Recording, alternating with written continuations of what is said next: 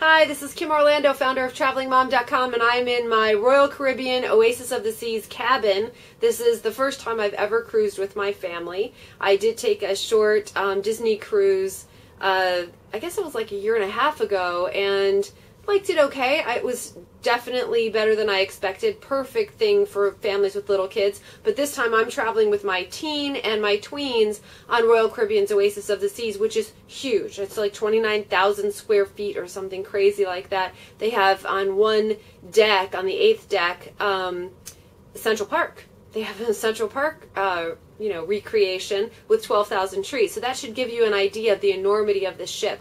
And let me tell you, I have felt all of that enormity today. My first day as a family cruiser was stressful, tiring, confusing. I was just like walking around in circles. I have to tell you that I would pay for my own personal guide to just sort of walk me through all of this process. The check-in process was a hassle. They didn't have all the names in there properly. Then their machines broke down. They had to start over. And there were lots and lots of issues like that that just sort of built up. And we were at check-in for like an hour. So we finally leave check-in. And remember, this is after we've flown in, gotten our luggage, waited a while for the bus. Everybody loads on a bus. Then you get from the bus to the port. I mean, it's a big, long ordeal. So we get on the boat. And instead of going straight to our rooms, we decided to go to guest services and, get our everything else worked out. And we figured out that our keys, the dining plan on each of the keys for our rooms doesn't match. So we go to guest services to get them to, first of all, assign the proper staterooms to the proper person. And next, to figure out the whole dining situation. Well, then they sent us somewhere else. We went down there, we waited. The guy who was working there walked away with another couple, and my husband yells out, "Hey, are you coming back?" And the guy goes, "Yeah, of course I'm coming back." He never came back. We waited 35 minutes. There were 10 people in line. He never came back. We couldn't believe it. So my husband and some other friends, other people in line, went out to find someone to help them. Nothing.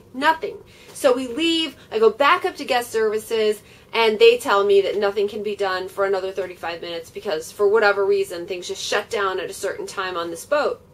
So we had lots and lots of things like that happen, and it was very hard to get things figured out. And I heard other people with similar complaints about the dining situation. So you want to get that stuff worked out ahead of time. And we learned the hard way, you want to reserve everything ahead of time. If you're going to go to a specialty restaurant, reserve it. How about the shows? There's 2 shows that are already sold out. So I don't know how we're going to get to see those. Supposedly people don't show up and that kind of thing, but you're really going to show up every night to see if there's a seat? Probably not.